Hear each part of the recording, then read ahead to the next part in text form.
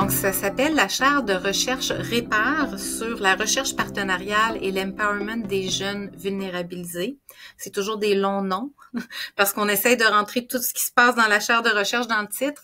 C'est une chaire, en fait, qui reprend principalement les travaux de la chaire de recherche sur les enfants transgenres et leurs familles, mais qui va plus loin. Parce que, bon, depuis quelques années, oui, je travaille encore sur les enfants, mais je m'intéresse aussi aux jeunes allant jusqu'aux jeunes adultes, mais aussi à d'autres diversités de genre et diversité sexuelle. J'ai entrepris des travaux, par exemple, sur les jeunes qui détransitionnent, sur les jeunes qui sont des communautés autochtones, les jeunes bispirituels, par exemple. Et donc, de rester juste avec enfants transgenres, c'était très restrictif. Donc, la nouvelle chaire va vraiment s'intéresser à des populations jeunesse, mais un petit peu plus large, en portant attention aux intersections au niveau des identités sociales. Donc, on essaie de regarder, en fait, comment, par exemple, l'identité de genre va venir interagir avec d'autres conditions là, sociales, par exemple la pauvreté ou le fait d'être une personne racisée, une personne autochtone, etc. La chaire s'intéresse aussi aux méthodologies. Et ça, c'est quelque chose que je fais depuis longtemps. En fait, moi, quand je suis arrivée à Montréal, on me demandait sur quelle problématique que je travaillais, puis je me disais, mais je travaille beaucoup plus sur des méthodologies puis des postures. Donc, cette nouvelle chaire-là vient un peu consolider les travaux que j'ai depuis plusieurs années.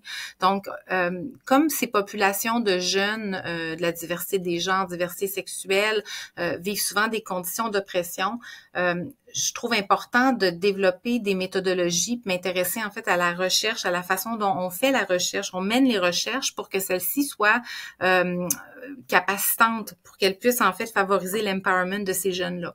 Donc, il y a tout un axe de recherche de la nouvelle chaire qui va s'intéresser aux méthodologies de recherche et d'intervention auprès de ces jeunes-là. Puis finalement, la dernière dimension, c'est au niveau de l'éthique, aux postures.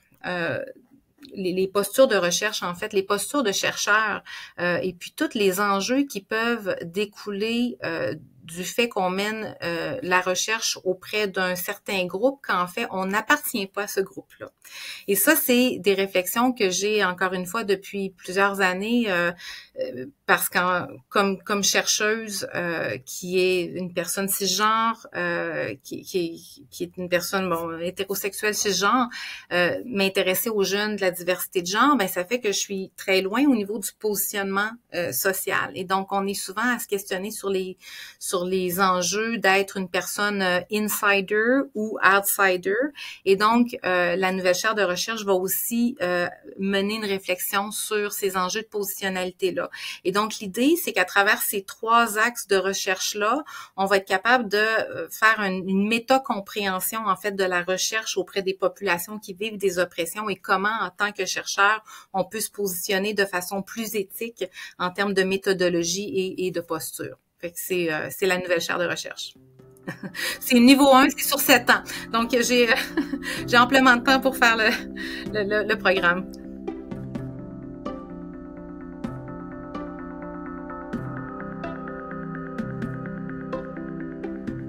Oui, parce que pour moi, ben c'est ça, la chaire, elle est assise dans un département de travail social.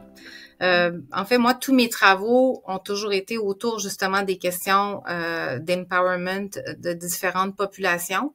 Ma thèse de doctorat était sur cette question-là, puis les enjeux éthiques qui découlent à essayer d'adopter des approches d'empowerment avec les populations. Donc oui, c'est quelque chose qui est très, très important. Dans ma perspective, la recherche en travail social devrait le plus possible essayer de favoriser justement le pouvoir d'agir, le développement du pouvoir d'agir des populations avec qui on travaille, la confrontation des oppressions. Je pense que c'est ça qui distingue la recherche en travail social des autres types de recherche, ancrée dans d'autres disciplines. Je dis pas que toute recherche en travail social devrait faire ça, mais moi, je pense que c'est pas mal ce qui nous distingue. C'est vraiment ancré dans les valeurs de la profession. Ouais.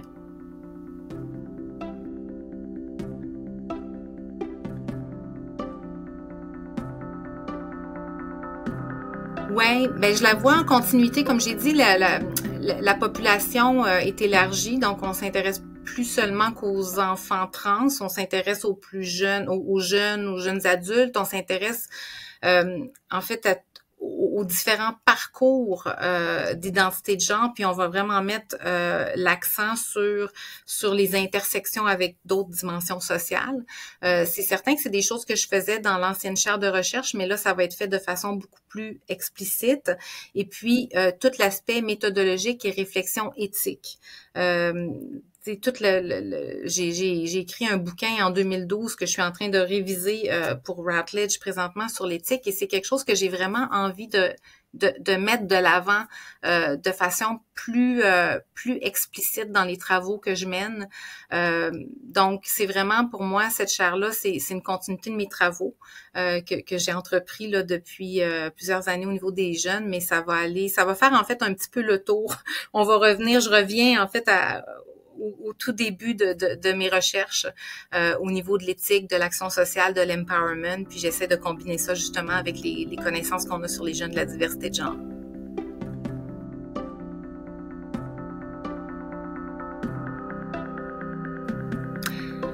Ce qui me passionne le plus, c'est le changement social. Moi, c'est ça qui m'anime, c'est de voir en fait, je pense que la recherche, c'est un outil puissant pour pouvoir arriver à des changements. Ben, ça nous permet, premièrement, de comprendre qu'est-ce qui nécessite un changement. Là, ça, c'est vraiment important. Ça permet de mettre de l'avant la parole des personnes qui sont concernées, de vraiment centrer leur voix. Et je pense qu'une fois qu'on a ces données-là, ben, ça permet vraiment d'affecter le changement autour, parce que les politiques sociales sont souvent ancrées dans les données probantes, on aime penser. Donc, je pense qu'avec avec la recherche, on peut vraiment favoriser le changement social, et c'est ça qui m'anime. Depuis le tout début de ma carrière, c'est pour ça que je suis allée en travail social. Donc, avec ma carrière de chercheuse, ça me donne des outils supplémentaires, en fait, pour être capable de continuer mon travail de travailleuse sociale et changer les choses autour des personnes plutôt que changer les personnes elles-mêmes.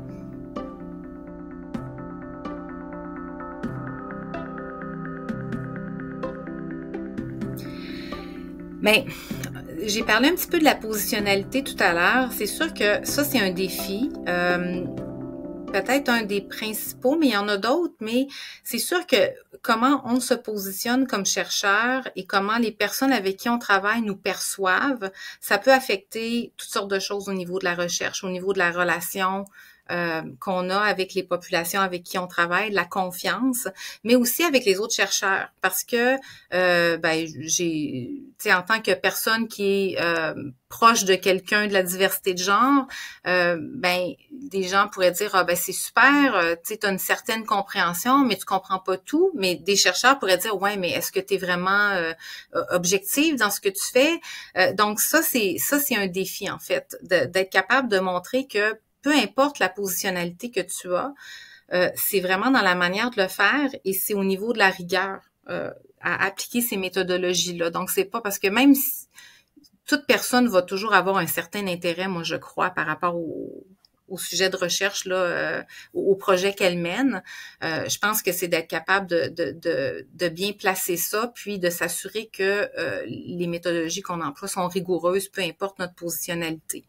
En tout cas, l'objectivité totale, moi, je questionne ça, là, même au niveau des méthodes quantitatives, parce qu'il faut quand même, l'hypothèse va être développée par, oui, les écrits, mais les écrits sont écrits par des gens qui sont aussi ancrés dans toutes sortes de choses. Donc, je pense que c'est vraiment, pour moi, la question de la positionnalité, ça pose un défi, mais ça peut aussi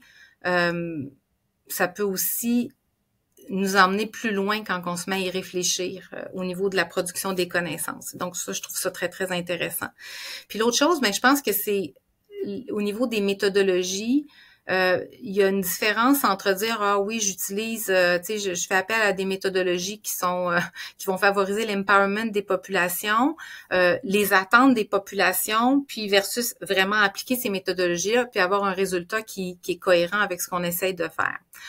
Donc ça peut être aussi un grand défi, là. C'est quand même des idéaux. C'est un idéal, en fait, l'empowerment. Donc, développer des projets qui sont réellement capacitant, autonomisant pour les personnes, sachant qu'il y a quand même des contraintes importantes au niveau de la recherche. Hein. On fait pas n'importe quelle recherche comme on veut. Il y a des guides d'éthique à suivre. Il y a toutes sortes de... Donc, je pense que de trouver de trouver la bonne façon de mener la recherche pour qu'elle soit réellement, pour qu'elle bénéficie réellement les populations avec qui on travaille, tout en menant des projets qui sont insérés dans un cadre, ça aussi, ça peut être un défi.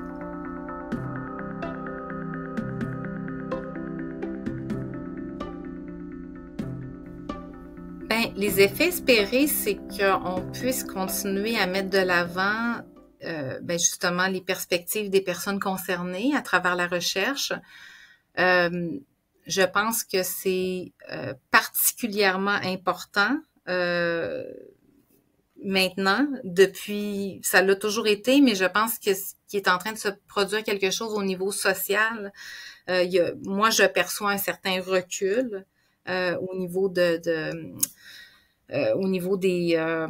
la manière dont les personnes de la diversité de genre sont perçues en société.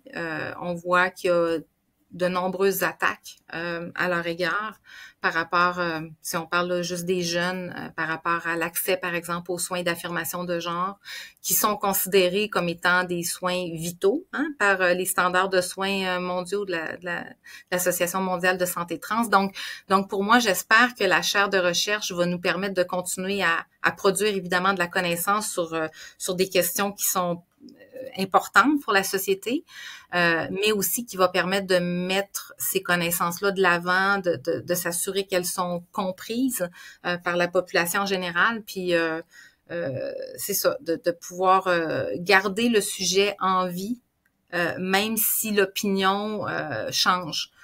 Puis là, je dis ça, puis ça me fait quelque chose de dire ça parce qu'on parle de personnes ici, donc on ne devrait pas parler d'opinion, mais vous comprenez ce que je veux dire par l'opinion est en train de changer. On voit vraiment qu'il y a une attaque, même sur l'existence des personnes. On remet en question l'existence des personnes. Donc, j'espère que la nouvelle chaire va pouvoir poursuivre ce travail-là. Puis, en fait, j'ai eu un pincement au cœur parce qu'en fait, j'ai changé d'une chaire de niveau 2 à chaire de niveau 1. Donc, il y avait un changement on voulait changer le titre, la chaire. Puis, j'ai reçu cette nouvelle chaire-là en même temps où est-ce que je sens que la société se referme un petit peu sur ces questions-là, puis ça m'a fait quelque chose de plus avoir justement transgenre dans le nom de la chaire parce que je me suis dit on va peut-être avoir un effacement.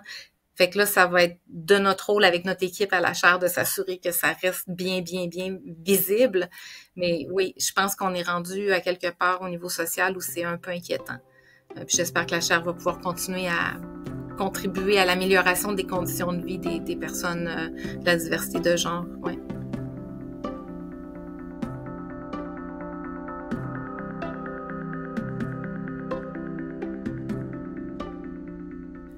Oui, ben il y a des liens très très forts. J'étais vraiment vraiment très très heureuse de pouvoir prendre ce mandat-là parce que pour moi le mandat consiste en fait à mettre sur pied une structure de gouvernance, c'est ça, à développer des stratégies pour que les personnes autochtones à l'Université de Montréal puissent être plus entendues, qu'on réponde mieux aux besoins de ces personnes-là, autant étudiantes que personnelles, mais aussi les communautés environnantes. Donc, c'est vraiment un projet là de longue haleine, mais la manière dont j'entrevois ce rôle-là, c'est beaucoup à travers les approches d'empowerment, de reprise du pouvoir d'agir. Donc, on vient juste de finaliser en fait une nouvelle structure de gouvernance à l'Université de Montréal où on a maintenant un conseil de gouvernance composé exclusivement de personnes autochtones, des personnes qui sont de l'extérieur et de l'interne à l'UDM, mais on a aussi une instance de cette structure de gouvernance-là qui est pour les étudiants exclusivement. On en a une autre pour les employés autochtones exclusivement, puis ensuite de ça, on a une assemblée où est-ce que toutes les personnes peuvent se rassembler puis discuter entre personnes autochtones et allochtones. Donc, on essaye vraiment de favoriser en fait de centrer les voix des personnes autochtones, les besoins, de mettre les besoins de l'avant. Et donc, je pense que les approches, je pense pas. En fait, les approches sur lesquelles j'écris au niveau là, de mon travail de chaire de recherche, ben c'est les mêmes approches que j'adopte en fait dans mon travail en tant que vice-rectrice associée. Donc, pour moi, c'est une autre opportunité de mettre en application des méthodologies qui favorisent la reprise du pouvoir, d'agir. Ouais. Oui, vraiment de continuité.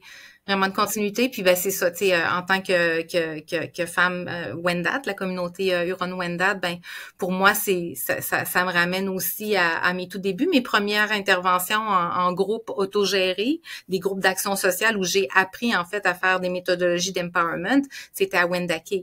Donc, pour moi, c'est de retourner aussi à pouvoir faire le travail auprès des communautés. Fait que c'est vraiment une consolidation des approches du travail social, de l'empowerment, puis de travailler avec les gens des communautés. Donc, c'est vraiment un beau mandat.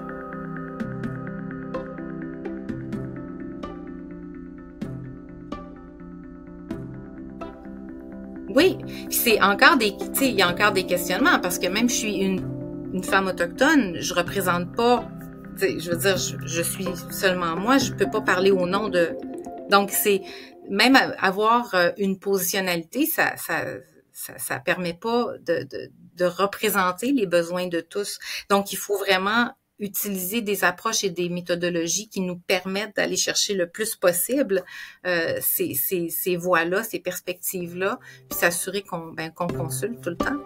Euh, ouais.